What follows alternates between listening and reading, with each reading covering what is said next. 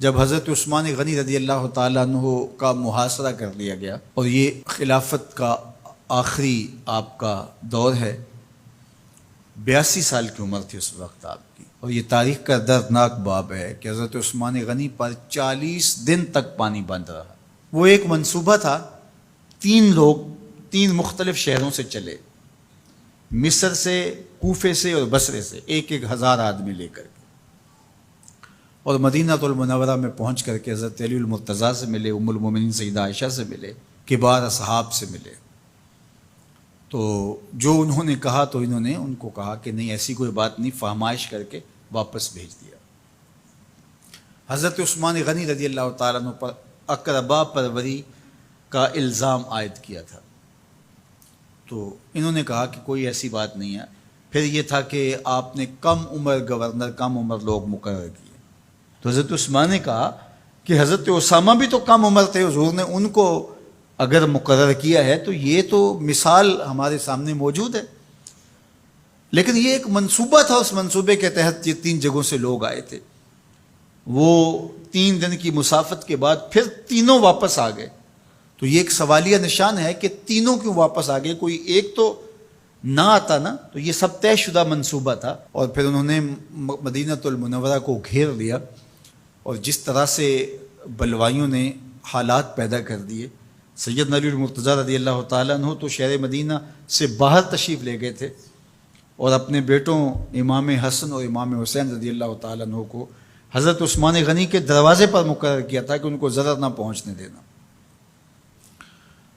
اب 700 صحابہ اجازت طلب کر رہے ہیں کہ آپ ان بلوائیوں سے نپٹنے کا میں جو ہے وہ اجازت نامہ مرحمت کریں، اور بہت سارے لوگ تو حج پہ جا چکے ہیں۔ 18 ذی الحج کا واقعہ ہے جب آپ کی شہادت ہوتی ہے، تو وہ حج پہ جا چکے ہیں، تو جو یہاں موجود ہیں وہ اجازت طلب کر رہے ہیں، لیکن حضرت عثمان غنی رضی اللہ تعالیٰ عنہ نے کہا کہ نہیں، میں ایسی اجازت نہیں دوں گا۔ رسول اللہ صلی اللہ علیہ وسلم کا حرم شہر مدینہ لوگوں کے خون سے لالازار ہو، یہ میں اس کو گوارا نہیں کرتا۔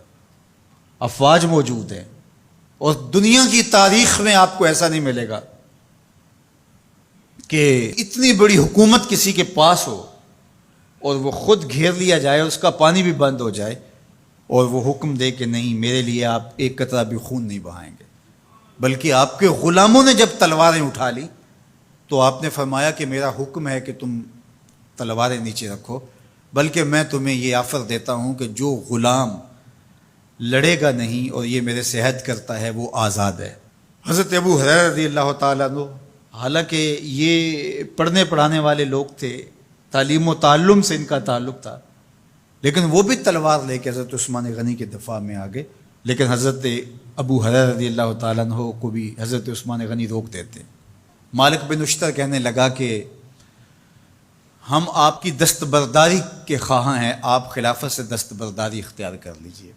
تو حضور علیہ الصلوۃ والسلام کے اس جانثار صحابی نے، حضرت عثمان غنی نے فرمایا یہ نہیں ہو سکتا۔ دستبردار کیوں نہیں ہوئے؟ لگتا تھا یہ سب سے زیادہ آسان تھا، لیکن حضور نے ارشاد فرمایا تھا، اے عثمان، تمہیں اللہ ایک قمیض پہنائے گا، لوگ اس کو اتارنا چاہیں گے، تم کبھی نہ اتارنا۔ تو اس سے مراد خلافت کی قمیض ہے، اور ان کی شہادت کی خبر بھی اللہ کے محبوب علیہ السلام نے دی تھی، اور اگر آپ دستبردار ہو جاتے تو یہ ایک کھلونا بن جاتا، بازیچہ بن جاتی خلافت۔ چند آدمیوں کے پریشر سے خلافت سے دستبرداری کرنا پڑتی۔ اچھا، ایک یہ سوال بھی پیدا ہوتا ہے، چند باغی تھے، ان کو کس طرح کچل دیا جاتا؟ لیکن حضرت عثمان غنی یہ نہیں چاہتے تھے۔ ایک تو یہ کہ مدینے کی حرمت پامال نہ ہو، اور دوسرا پورے عالم اسلام کو آگ لگانے کا جو منصوبہ تھا، 3 مختلف شہروں سے 1000 آدمی لایا گیا ایک منصوبے کے تحت، اور انہیں لاشیں چاہیے تھیں، اور جو ان کے پیچھے کام کر رہے تھے نادیدہ ہاتھ، ان کا منصوبہ یہ تھا کہ یہاں سے مختلف سمتوں میں، یہ تینوں شہر مختلف سمتوں میں تھے، تینوں سمتوں میں جب لاشیں جائیں گی تو پورے عالم اسلام کو ہم جو ہے وہ خانہ جنگی کی آگ میں دھکیل سکیں گے۔ تو حضرت عثمان غنی ان سازشوں سے آگاہ تھے، تو سب سے اہون اور آسان یہ تھا کہ قربانی پیش کر دی جائے، اور پھر انہوں نے سن بھی رکھا تھا کہ 2 شہید ہیں، شہید تو انہوں نے بہرحال ہونا ہے، تو لہٰذا میں خلافت سے دستبردار بھی نہیں ہوں گا، اور شہر مدینہ کی حرمت بھی پامال نہیں ہونے دوں گا۔ اور تیسری بات یہ ہے کہ میں خود مظلوم شہید کر دیا جاؤں، تو وہ آپ نے یہ گوارا کر لیا۔ تو 18 ذوالحج تھا، جمعے کا ہی دن تھا، اور حضرت عثمان غنی رضی اللہ تعالیٰ عنہ روزے سے تھے، عصر کا وقت تھا، قرآن مجید کی تلاوت کر رہے تھے۔ حضرت امام حسن، امام حسین اور حضرت عبداللہ بن زبیر اور دیگر لوگ آپ کے دروازے پہ پہرا دے رہے تھے، لیکن باغی پچھلے گھر سے دیوار پھلانگ کے آپ کے گھر میں داخل ہوئے اور تلوار سے وار کیا۔ آپ کی زوجہ حضرت نائلہ آگے بڑھی اور ہاتھ سے روکنا چاہا، آپ کی انگلیاں کٹ گئیں۔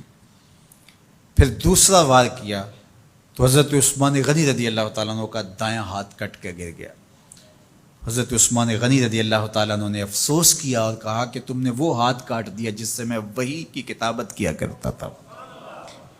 پھر اس کے بعد آپ پر 9 وار کیے گئے اور آپ کو شہید کر دیا گیا، اور آپ کا خون قرآن مجید پڑھتے ہوئے اس آیت پہ گرا، فَسَيَكْفِيكَهُمُ اللَّهُ وَهُوَ السَّمِيعُ الْعَلِيمُ۔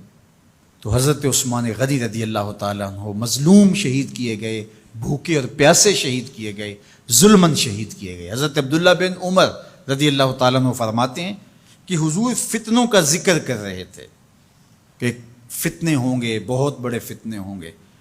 تو ایک شخص نے چادر اوڑھی ہوئی تھی اور وہ مجلس واعظ کے قریب سے گزرا جہاں حضور کچھ ارشاد فرما رہے تھے، تو آقا کریم نے اشارہ کر کے کہا اس دن یہ شخص حق پہ ہوگا۔ عبداللہ بن عمر کہتے ہیں کہ میں اٹھا اور جا کے دیکھا تو وہ حضرت عثمان تھے۔ تو میں نے حضرت عثمان کے چہرے کو پکڑ کے تھوڑا سا حضور کی جانب کیا اور میں نے کہا حاذا، حضور یہ؟ اللہ کے محبوب فرمایا ہاں یہی، جب فتنے ہوں گے تو فرمایا یہ حق پہ ہوگا۔ تو حضرت عثمان غنی رضی اللہ تعالیٰ عنہ حق کی راہوں کے مسافر، جنہیں حضور کی زبان سے شہید کہا گیا، اور شہید کسی کا انجام ہوتا ہے، تو حضور نے فرمایا یہ شہید ہوگا۔ شہید وہی ہوتا ہے جو بحالت ایمان اس دنیا سے راہ خدا میں اپنی جان قربان کرے۔ فرمایا فَإِنَّمَا عَلَيْكَ نَبِيٌّ وَصِدِّيقٌ وَشَهِيدَانِ، اے پہاڑ رک جا، تو جانتا نہیں تیرے اوپر اللہ کا ایک نبی ہے، ایک صدیق ہے اور 2 شہید ہیں۔ تو حضرت عثمان غنی رضی اللہ تعالیٰ عنہ عظمتوں کے مینار، اللہ اکبر۔ تو یہ حضرت عثمان غنی رضی اللہ تعالیٰ عنہ کا یہ کارنامہ تھا کہ آپ نے اپنی جان پیش کر کے امت کو جو ہے وہ فتنوں سے محفوظ کر لیا اور امت کو بچا لیا۔ حضرت عثمان غنی رضی اللہ تعالیٰ عنہ پہ کروڑوں رحمتیں، کروڑوں سلام۔ ہم آپ کی عظمت کو سلام پیش کرتے ہیں، عقیدتوں کا خراج پیش کرتے ہیں۔ حضور کی خدمت میں ایک جنازہ لایا گیا اور حضور سے عرض کی گئی حضور اس شخص کا جنازہ پڑھا دیجئے، تو حضور نے انکار کر دیا، کہا میں جنازہ نہیں پڑھاؤں گا۔ تو صحابہ نے عرض کیا یا رسول اللہ، کبھی ماضی میں ایسا نہیں ہوا، جب بھی کوئی جنازہ لایا جاتا ہے تو آپ جنازہ پڑھا دیتے ہیں اور آپ نے آج انکار کر دیا ہے؟ تو فرمایا یہ شخص میرے عثمان سے بغض رکھتا تھا اور اس کو اللہ نے بھی اپنی رحمتوں سے محروم کر دیا ہے۔ حضور نے اس شخص کا جنازہ نہیں پڑھایا جو مبغض عثمان غنی رضی اللہ تعالی عنہ۔ تو اب آپ اندازہ کیجئے وہ کتنا بدبخت شخص ہے جو حضرت عثمان سے بغض اور دشمنی رکھتا ہے۔ حضرت عثمان غنی رضی اللہ تعالی عنہ سے اللہ کے محبوب علیہ السلام نے کتنی خوبصورت ارشاد فرمائی، میں اس سے حیا کیوں نہ کروں جس سے اللہ کے فرشتے بھی حیا کرتے ہیں۔ یعنی عثمان غنی وہ ہیں جس سے اللہ کے فرشتے بھی حیا کرتے ہیں، اور جو عثمان غنی کا حیا نہیں کرتا اس سے بڑا بے حیا کون ہو سکتا ہے۔ حاکم نے مستدرک کے اندر روایت ذکر کی ہے کہ بہت سارے صحابہ حضور کی بہت ساری خوبیوں کے مظہر تھے، اور سب سے زیادہ حضور کے خلق کے مشابہ حضرت عثمان غنی رضی اللہ تعالیٰ، اور خلق میں سب سے اونچا درجہ حیا کا ہوتا ہے۔ تو حضرت عثمان غنی رضی اللہ تعالیٰ عنہ حیا کے اس مقام پہ فائز المرام تھے جو انہی کا مقصوم تھا۔ اللہ ہمیں حضور کے اہل بیت، حضور کے اصحاب، بلکہ حضور کے در کی مٹی کی تعظیم بھی نصیب کرے۔ اقبال نے کہا تھا خاک طیبہ از دو عالم خوش ترست، آن خنک شہرے کے آنجا دل برست۔ ہمیں تو طیبہ کی مٹی بھی اچھی لگتی ہے اس لیے کہ وہاں محبوب جو رہتے ہیں۔ تو محبت تو اس چیز کی متقاضی ہوتی ہے، محبوب کی راہوں کو بھی سلامی پیش کی جائے۔ تو جو حضور علیہ السلام کے ساتھ منسوب اتنی وقی نسبتیں ہیں ان کا احترام کیوں نہیں کریں گے؟ تو حضرت عثمان غنی تو داماد رسول ہیں، حضرت عثمان غنی تو ذو النورین ہیں، حضرت عثمان غنی تو حضور علیہ الصلوۃ والسلام کے محبوب اور حضور علیہ الصلوۃ والسلام کے پیارے ہیں، ان کو جنت کی بشارت دی گئی ہے، عشرہ مبشرہ میں سے ہیں، 4 جلیل القدر خلفاء میں ان کا نام شامل ہے، اور پھر حضور کی 2 صاحبزادیاں ان کے نکاح میں آقا کریم نے ان کو شہید خود قرار دیا، اور میرے اور آپ کے آقا و مولا نے کہا آج کے بعد کوئی عمل عثمان کو نقصان نہیں دے گا، اور کہا عثمان سے میں حیا کیوں نہ کروں، اس سے